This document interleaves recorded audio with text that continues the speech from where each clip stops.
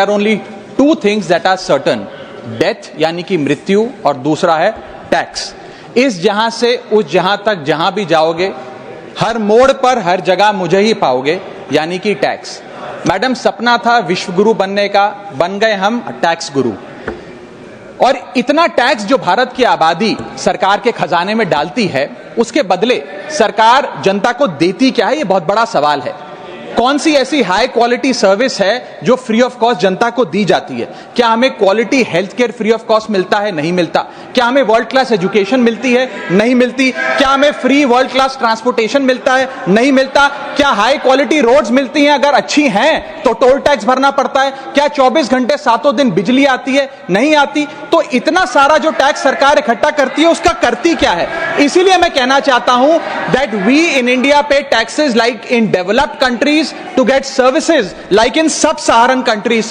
Madam, from the moment a child is born to the very moment his family mourns his death, the government is there at every step, not to help you but to tax you. और आइए एक रोमांचक यात्रा पे चलते हैं। माननीय वित्त मंत्री जी हर बार मेरे सवालों का जवाब देते हुए मुझ पर तंज कसती हैं और कहती हैं कि शायद ये चार्टर्ड अकाउंटेंट नहीं है, इनकी डिग्री असली नहीं है, तमाम तरीके की बातें मेरे बारे में कहती हैं, निजी हमले करती हैं। मैं उनका बहुत सम्मान करता हूं, मेरे मन में उनके प्रति बहुत आदर है, ओहदे में, हैसियत में, उम्र में, अनुभव में बहुत बड़ी है मुझसे। लेकिन आज मैं इस सीए की डिग्री को किनारे करके सरल भाषा में आम आदमी की तरह इस देश के आम आदमी का दर्द आपके सामने रखना चाहता हूं कि कैसे हमारे जन्म होने से लेकर हमारे मरने तक टैक्स पे टैक्स सरकार हमसे वसूलती है। मैं आपके सामने जीवन के 8 चरण, 8 स्टेजेस ऑफ लाइफ रखना चाहता हूं। फर्स्ट स्टेज ऑफ लाइफ, जब इंसान पैदा होता है, that is the birth stage.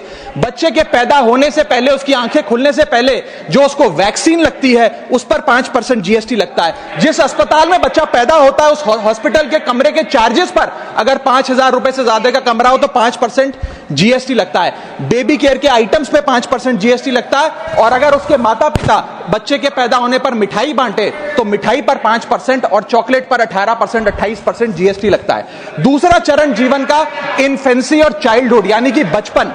बचपन में बेबी फूड जो खरीदा जाता है उस पर 12 से 18% जीएसटी, डायपर जो खरीदा जाता है उस पर 12% जीएसटी, बेबी स्ट्रोलर पे 5 से 12% जीएसटी, और जो खिलौने बच्चे को दिए जाते हैं उन खिलौनों पर भी 12% जीएसटी लिया जाता है। जब मुंडन होता है बच्चे का, पहला हेयर कट जिसे कहते हैं, उस हेयर कट की सर्विसेज पर भी 18% जीएसटी, और पहली बर्थडे पार्टी पर जो फोटोग्राफी होती है, फोटो खिंचवाई जाती है, उस फोटोग्राफी सर्विसेज पर भी 18% जीएसटी। यहां तक कि नामकरण की बर्थडे पार्टी जो की जाती है उस पर भी, केटरिंग सर्विसेज से लेकर खान पर 18% जीएसटी सरकार वसूलती है। अब बच्चा स्कूल जाना शुरू करता है तो स्कूल जाने पर यूनिफॉर्म से लेकर जूतों, स्कूल बैग, लंच बॉक्स, सब पर जीएसटी लगता है। 12% जीएसटी नोटबुक पर लगता है, 18% जीएसटी स्टेशनरी आइटम पर लगता है। और उसके बाद अगर कोई एक्स्ट्रा करिकुलर एक्टिविटी बच्चे को करनी हो, कोई म्यूजिक क्लास करनी हो या फिर कोई स्पोर्ट्स कोचिंग की क्लास वो ले ले, उस पर भी 18% जीएसटी देना पड़ता है। प्राइवेट ट्यूशन ले तो उस पर भी जीएसटी,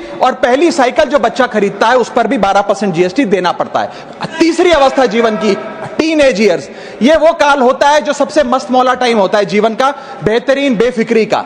इसमें बच्चा, यंग जवान लड़का लड़की अपना पहला स्मार्टफोन खरीदते हैं, उस स्मार्टफोन पर जीएसटी लगता है। अगर महंगा हो, विदेशी हो तो इंपोर्ट ड्यूटी भी लगती है। फिर वो अपना फोन रिचार्ज कराता है, उस पर जीएसटी लगते हैं। ब्रॉडबैंड इंटरनेट का कनेक्शन लेता है, उस पर जीएसटी लगता है। नेटफ्लिक्स, स्पॉटिफाई या वीडियो गेम की सब्सक्रिप्शन लेता है, उस पर भी जीएसटी देना पड़ता है। और अगर अपने दोस्तों के साथ पिक्चर देखने बाहर जाए तो पिक्चर की टिकट पर जीएसटी, एंटरटेनमेंट टैक्स और पॉपकॉर्न पर भी जीएसटी अब लगने लग गया है। तो तमाम तरीके के सॉल्टेड कैरेमल पॉपकॉर्न पर भी सरकार आपसे जीएसटी वसूलती है। इस बीच जब आप 18 साल के होते हैं और पहली बाइक या पहला स्कूटर खरीदते हैं, उस बाइक और स्कूटर पर आपसे जीएसटी लिया जाता है, व्हीकल इंश्योरेंस पर जीएसटी लिया जाता है, और उसके बाद रजिस्ट्रेशन टैक्स और रोड टैक्स के नाम पर भी पैसा लिया जाता है। जीवन की चौथी अवस्था, fourth stage of life, higher education की। इस हायर एजुकेशन की अवस्था में आप यदि प्राइवेट कॉलेज में पढ़ रहे हैं तो प्राइवेट कॉलेज की ट्यूशन फी पर जीएसटी लगता है। हॉस्टल में रह रहे हैं या पीजी का रेंट भर रहे हैं तो उस पर जीएसटी लगता है। स्टूडेंट लोन की प्रोसेसिंग फी पर जीएसटी लगता है। किताबों से लेकर लैपटॉप तक जीएसटी लगता है। और अगर माता पिता संपन्न हैं और बच्चे को विदेश भेजते हैं पढ़ने के लिए तो फॉरेन रेमिटेंस पर टैक्स कलेक्टेड एट सोर्स सरकार लागू करती है। अब आते हैं 5वीं अवस्था पे, जब वो अपना करियर शुरू करता है। ये वो एज है जिसे मैं golden age of direct taxes कहूंगा। अब ये डायरेक्ट टैक्स के जंजाल में आदमी फंस जाता है इस उम्र में, जब उसकी पहली नौकरी लगती है। तो नौकरी में आमदनी अनुसार उसके स्लैब रेट के हिसाब से उस पर टीडीएस पहले काटा जाता है, मानो जेब काटी जा रही हो, और फिर इनकम टैक्स वसूला जाता है। जब पहली बार उसको पगार मिलती है, वेतन मिलता है, वो माता पिता या दोस्तों को बाहर खाने पे ले जाता है, पिक्चर दिखाने ले जाता है, उस खाने के बिल पर भी सरकार जीएसटी वसूलती है। और जैसे जैसे उसकी सैलरी बढ़ती है वैसे वैसे स्लैब अनुसार उससे इनकम टैक्स वसूला जाता है। इसके बाद आज वर्क फ्रॉम होम का कल्चर चल रहा है, तो वर्क फ्रॉम होम में इंटरनेट बिल्स हो, ब्रीफकेस हो, लैपटॉप हो, इन सारी चीजों की खरीद पर सरकार जीएसटी लेती है। और अगर आप ये पैसा निवेश करें, इस निवेश करने पर आप कोई भी फाइनेंशियल इंस्ट्रूमेंट खरीदें तो सिक्योरिटी ट्रांजैक्शन टैक्स के नाम पर, मैडम मेरा समय जा रहा है, कोई फाइनेंशियल इंस्ट्रूमेंट खरीदे तो फाइनेंशियल इंस्ट्रूमेंट की खरीद पर सिक्योरिटी ट्रांजैक्शन टैक्स, उसकी ब्रोकरेज पर जीएसटी और फाइनेंशियल एडवाइजरी पर जीएसटी। और जब आप ये फाइनेंशियल इंस्ट्रूमेंट बेचते हैं तो उसके मुनाफे पर सरकार आपसे कैपिटल गेन टैक्स वसूलती है। यहां तक कि हेल्थ इंश्योरेंस और लाइफ इंश्योरेंस प्रीमियम्स पर भी सरकार आपसे जीएसटी लेती है। इसी सरकार के मंत्री माननीय गडकरी जी भी सरकार से यही गुजारिश कर रहे हैं कि इंश्योरेंस प्रीमियम पे कम से कम जीएसटी हटा दिया जाए। इसके बाद इंसान अपने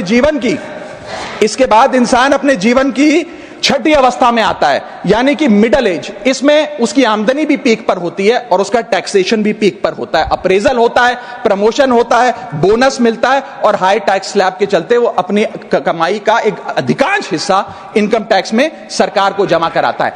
इस दौर में इंसान गाड़ी खरीदता है, घर बनाता है। जब गाड़ी खरीदता है तो जीएसटी देता है, रोड टैक्स भरता है, व्हीकल इंश्योरेंस पर जीएसटी भरता है। और जब गाड़ी लेकर शोरूम से निकलता है तो पेट्रोल डीजल पर वैट, सेस और एक्साइज ड्यूटी के नाम पर पैसा भरता है। जब सड़क पर गाड़ी चलाता है तो टोल टैक्स भरता है। फिर वो अपना घर भी खरीदता है, जमीन खरीदता है। जब जमीन खरीदता है तो स्टैंप ड्यूटी फीस सरकार को देता है। जब कंस्ट्रक्शन मटेरियल खरीदता है घर बनाने के लिए तो कंस्ट्रक्शन मटेरियल पे, चाहे वो सीमेंट हो, मार्बल हो, स्टील हो, उस पर जीएसटी देता है। उसके बाद जब कंस्ट्रक्शन सर्विसेज लेता है किसी बिल्डर से, ठेकेदार से, कॉन्ट्रैक्टर से, तो उस कंस्ट्रक्शन सेवाओं पर भी जीएसटी सरकार आपसे वसूलती है। और जब घर बन जाए तो एनुअल प्रॉपर्टी टैक्स और हाउस टैक्स के नाम पे आपसे पैसा लिया जाता है। और जब आपको पैसे की आवश्यकता पड़े और आप ये घर बेच दें तो कैपिटल गेन्स पर भी सरकार आपसे उस मुनाफे पे टैक्स वसूलती है। और इस बीच शादी तो रह ही गई, फिर इंसान शादी करता है, इस बीच तो बैंक्वेट हॉल बुक करता है, उस बैंक्वेट हॉल की बुकिंग पे टैक्स भरता है। शामियाना, खाना, केटरिंग सर्विसेज लेता है, उस पर जीएसटी भरता है। ज्वेलरी खरीदता है, उस पर जीएसटी भरता है। कपड़ा, शेरवानी सिलवाता है, कुर्ता पजामा, सूट पैंट, उस पर जीएसटी भरता है। यहां तक कि वेडिंग इन्विटेशन से लेकर, ब्राइडल मेकअप से लेकर, हनीमून के ट्रैवल तक हर चीज पर सरकार आपसे जीएसटी वसूलती है। 7वीं अवस्था सरकार जीवन की, वो है रिटायरमेंट। इस फेज में इंसान चाहता है आरामदायक जीवन जिया जाए, जो जीवन में कमाया उस कमाई के सहारे उसकी इंटरेस्ट पर, पेंशन पर जिया जाए। लेकिन इस अवस्था में भी सरकार पेंशन और इंटरेस्ट इनकम पे आपसे टैक्स लेती है। बूढ़ा हो जाता है, दवाई इलाज की जरूरत पड़ती है तो हेल्थ केयर बिल पर, दवाइयों पर आपसे जीएसटी लिया जाता है। लाइफ इंश्योरेंस और हेल्थ इंश्योरेंस प्रीमियम पर तो जीएसटी लेती है। और इस दौर में वो अपनी वसीयत लिखता है, फैमिली विल। उस फैमिली विल पर जो लीगल फीस देता है, उस लीगल फीस पर भी उसे जीएसटी देना पड़ता है और स्टैंप ड्यूटी देनी पड़ती है। और 8वीं जीवन की अवस्था, यानी कि जीवन की समाप्ति, जब उसका स्वर्गवास हो जाता है, उसके जीवन का अंत हो जाता है, यहां भी सरकारें उसका साथ नहीं छोड़ती। यहां पर भी सरकारें उस पर टैक्स लगाती हैं। जब कोई इंसान मरता है तो उसके अंतिम संस्कार में देसी घी, चंदन वुड, नारियल, इत्तर जैसा सामान इस्तेमाल होता है, उस पर भी जीएसटी लगता है। और जब उसके मरने के उपरांत अखबार में ऑबिचुरी की इश्तेहार छपाया जाता है, उस पब्लिकेशन ऑफ ऑबिचुरी न्यूज़पेपर पर भी 5% सरकार जीएसटी लेती है। और मरने के बाद जब प्रॉपर्टी उसके बच्चों को या परिवार वालों को दी जाती है, उस म्यूटेशन पर भी सरकार आपसे ड्यूटी सेस लेती है। यह है life cycle of taxation model. लेकिन मैडम, सबसे जरूरी बात यह है कि इतना टैक्स देने के बाद सरकारें हमें देती क्या है? मैं जानता हूं कि टैक्स सरकार के लिए जरूरी है, इस सरकार के लिए नहीं, जितनी सरकारें इस देश में रही सबने टैक्स लगाकर जनता से पैसा लिया। टैक्सेस वास्तव में जरूरी हैं, लेकिन सवाल यह है कि क्या ये टैक्सेस हमारी इकोनॉमी को बढ़ा रहे हैं या हमारी इकोनॉमी को खा रहे हैं? क्या इससे हमारी जिंदगी बेहतर हो रही है या हमारी जिंदगी बदतर हो रही है? इतने टैक्स लगाने की वजह से आज हमारी आमदनी घट रही है, इस वजह से खपत गिर रही है, कंजम्पशन गिर रही है, डिमांड नहीं बढ़ रही है और प्रोडक्शन गिर रही है। इस वजह से पूरा इकोनॉमिक साइकिल जो हमारा इकोनॉमी का चक्का है वो धीमा हो गया है। मैडम, इस देश में, बस समाप्त कर रहा हूं, इस देश में मैं मेरी पार्टी के टाइम से आप ले लीजिएगा, मेरी पार्टी के टाइम से ले लीजिएगा। मैडम, इस देश में 80 करोड़ जनता 5 किलो फ्री राशन के सहारे जी रही है। आपको जान के अचंभा होगा, इस 80 करोड़ जनता से भी यह सारा जीएसटी लिया जाता है, दिन प्रतिदिन लिया जाता है, जो आज मैंने पढ़ के सुनाया। सिर्फ अमीर नहीं, गरीब से गरीब आदमी भी जीएसटी देता है। और अंत में मैं बस इतना ही कहना चाहूंगा कि क्योंकि इतना टैक्स लगा लगा कर सरकारें जनता का खून चूसती हैं, उस वजह से आज एफएमसीजी की सेल्स घट रही हैं, एफएमसीजी के स्टॉक गिर रहे हैं, कंजम्पशन डाउन हो रही है, नई गाड़ियों की सेल श्रिंक कर रही है, तमाम तरीके की जितनी भी न्यू परचेजेस होती हैं उसमें मंदी देखी जा रही है। सरकार को जीएसटी कम करना चाहिए, कम करेंगे तो जनता की जेब में पैसा आएगा, पैसा आएगा तो मांग बढ़ेगी, खपत बढ़ेगी और इकोनॉमी का चक्का चलेगा। आपका समय समाप्त। बहुत बहुत शुक्रिया। माननीय श्री एम वेंकट सुब्बा रेड्डी जी, आपका समय